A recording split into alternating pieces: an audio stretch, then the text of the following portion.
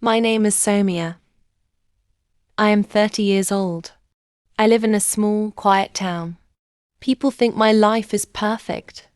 I have a kind husband. We live in a small but clean apartment. I have a job at the local supermarket. My neighbors often smile at me, but they don't know the truth.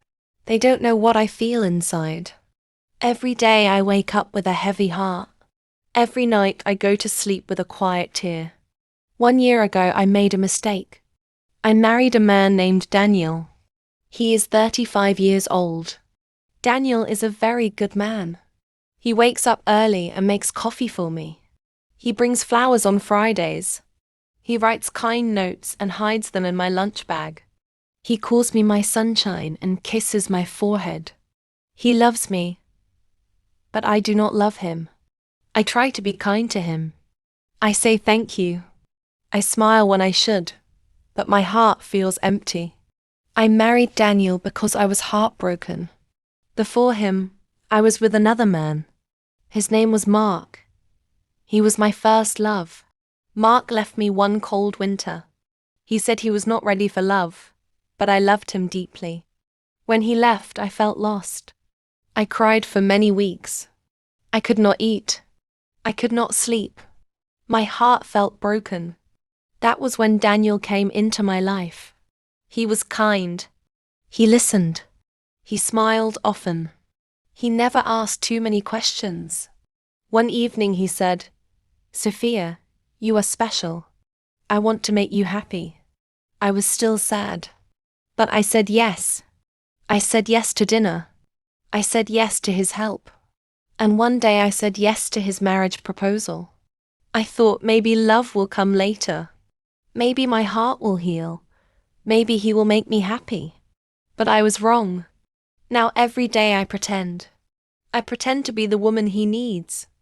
But I know I am not. One evening, Daniel made my favorite dinner. He cooked pasta and garlic bread. He lit candles. He played soft music. He wore the blue shirt I liked. He looked at me and said, "You are my everything." I smiled, but inside I felt cold. After dinner he said, "Let's go for a walk." We walked to the park near our home. It was quiet. The sky was full of stars. We stopped under a big tree. It was the same place where he asked me to marry him. Daniel held my hand and said, "I still remember that day. You said yes." It was the best day of my life. I looked at him. He looked so happy, so full of love. And I felt so empty. I wanted to say the truth. I never loved you. But I stayed silent. That night I could not sleep. I stared at the ceiling.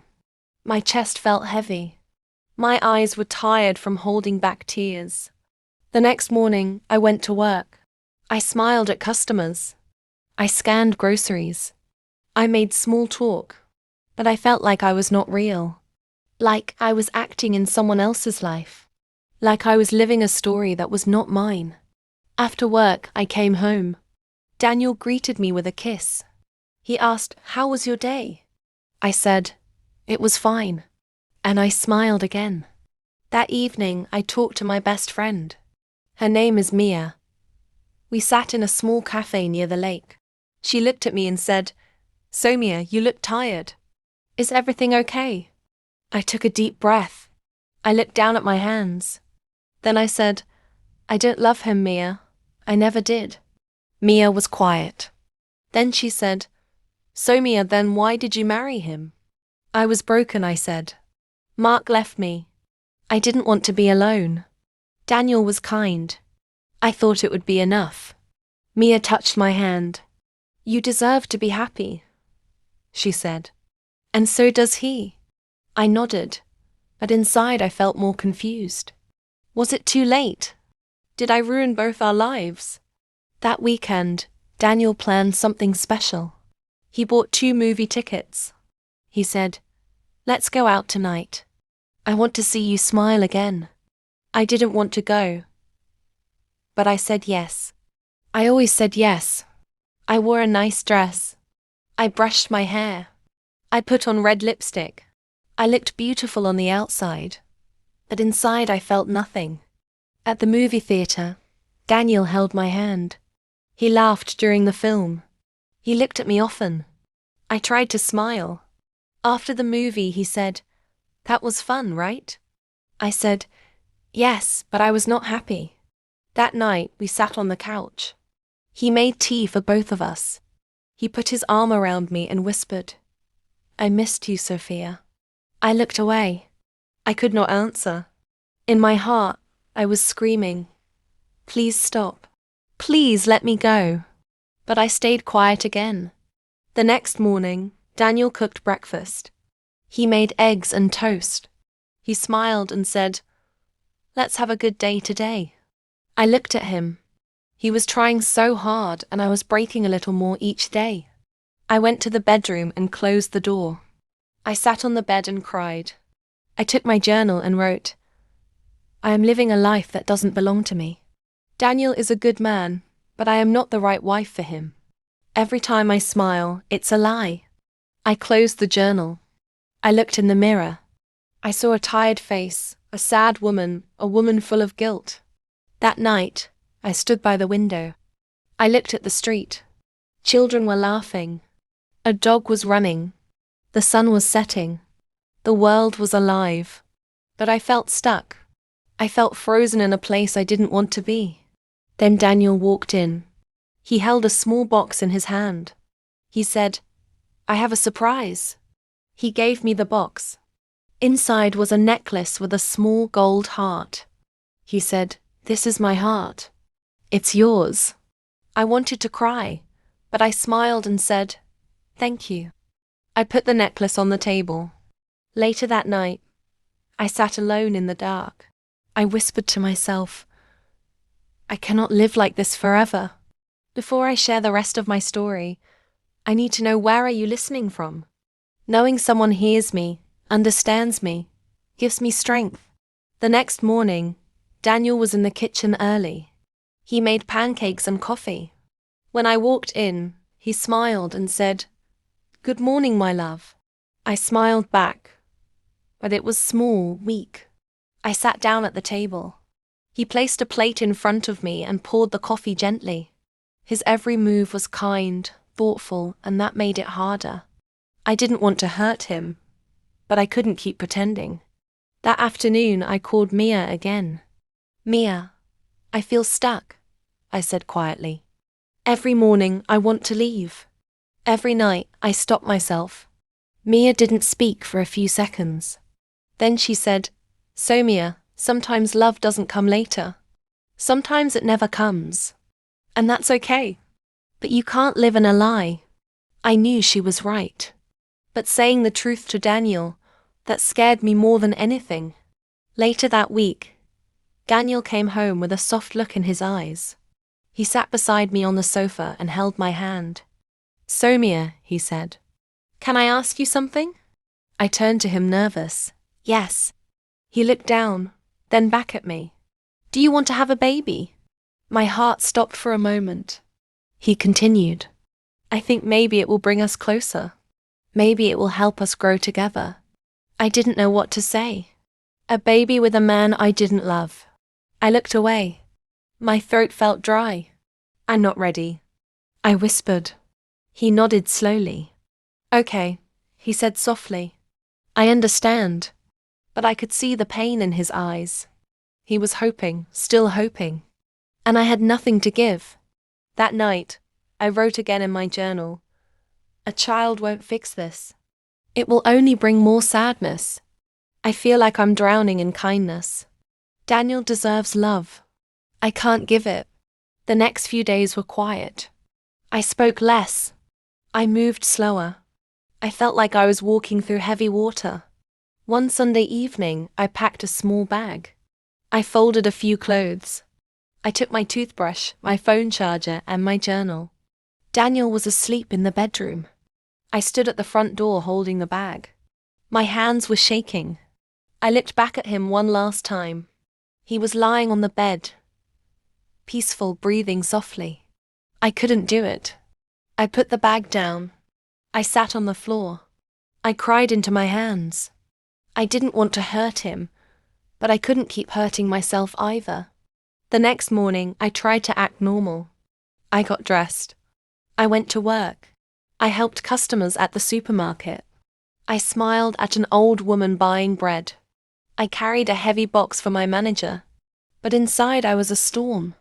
That evening, Daniel brought home a DVD. "Let's watch a movie tonight," he said.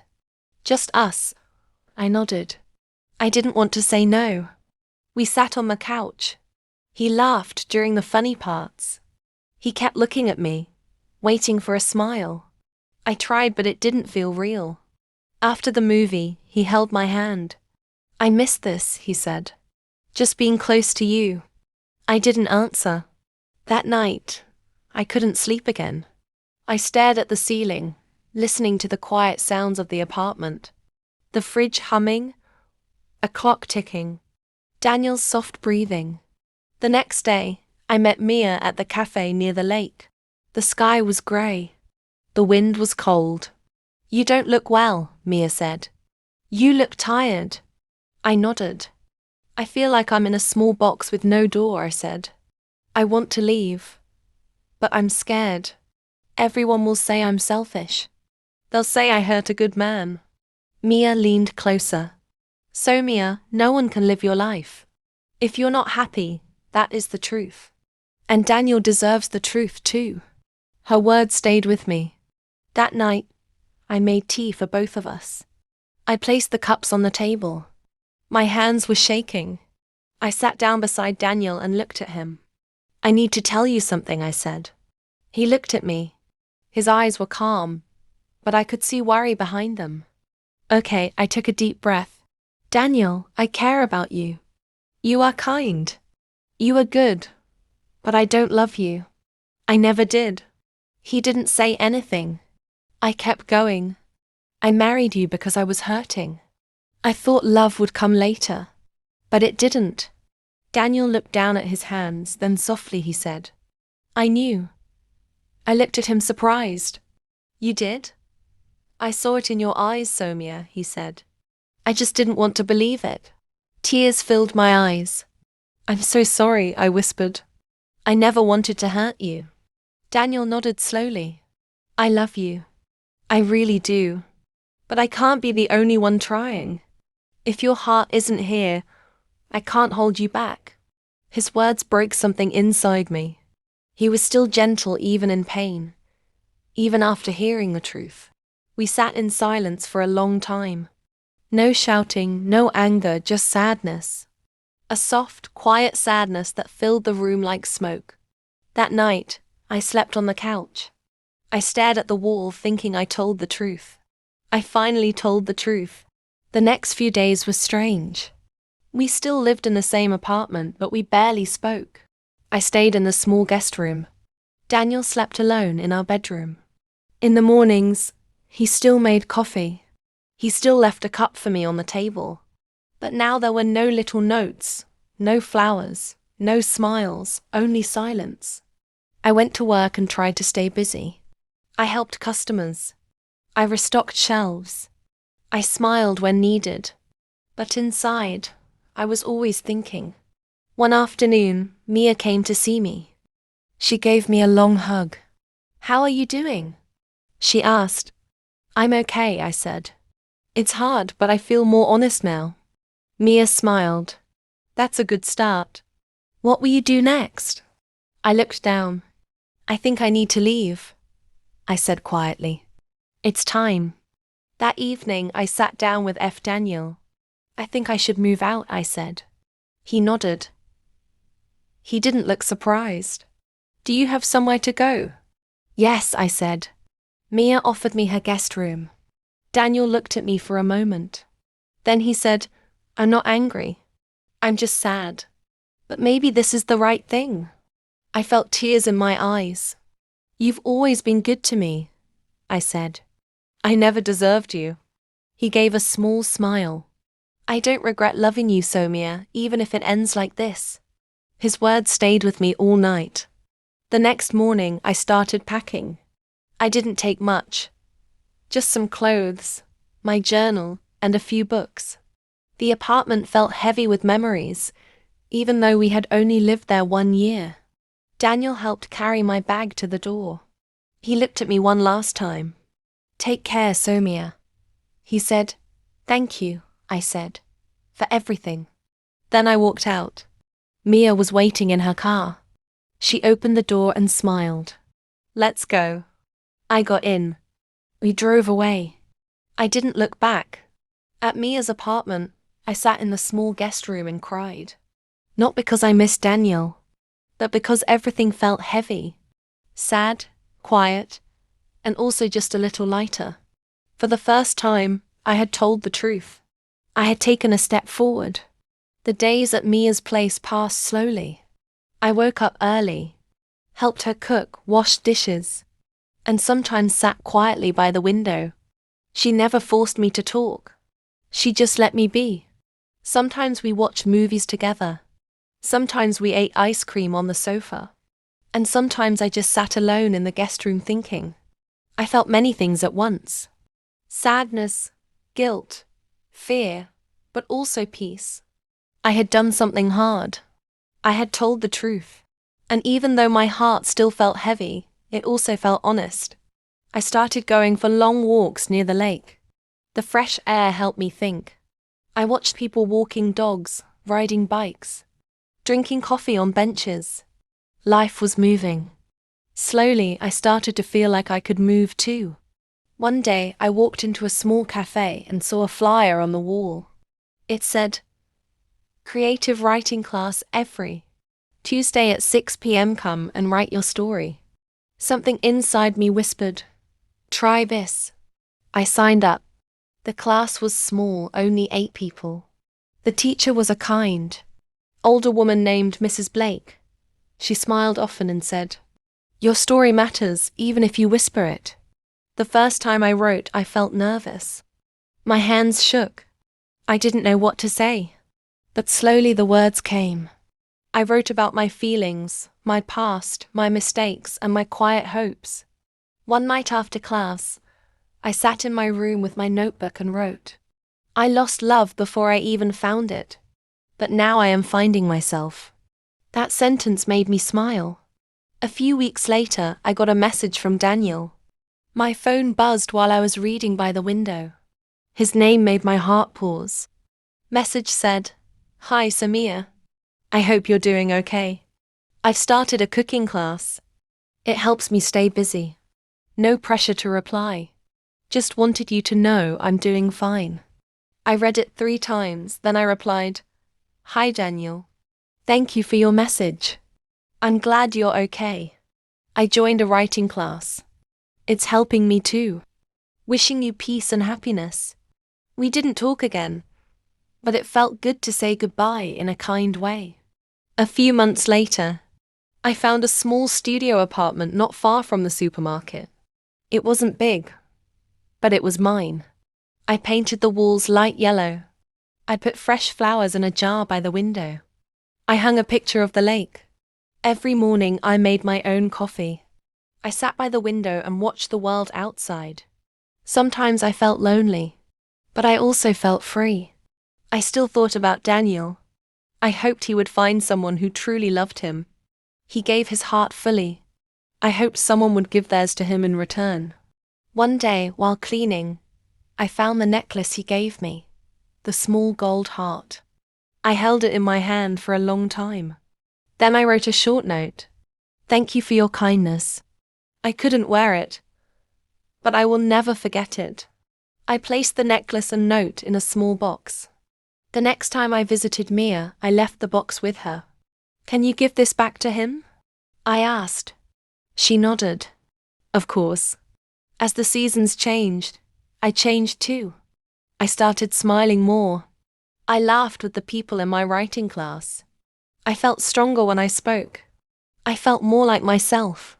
One night, I looked in the mirror. I saw a woman with tired eyes but a soft smile.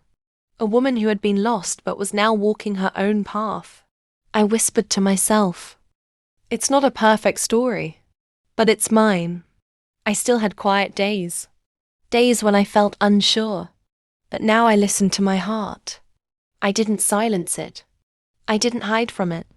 I knew I had made a mistake when I married Daniel without love. But I also knew I had grown. I had learned something important. Never marry just to heal pain. Never lie to your heart. If someone out there feels like I did, tired, unsure, stuck in a life that doesn't feel real, I want to say this. You are not alone. It's okay to make mistakes. It's okay to start again. Be honest. Be brave. Your heart knows the truth. Thank you for listening to my story. It's not full of smiles or happy endings, but it is real. And sometimes being real is the bravest thing we can be. If you liked my story, please like, comment, and share. More simple and emotional stories are coming soon.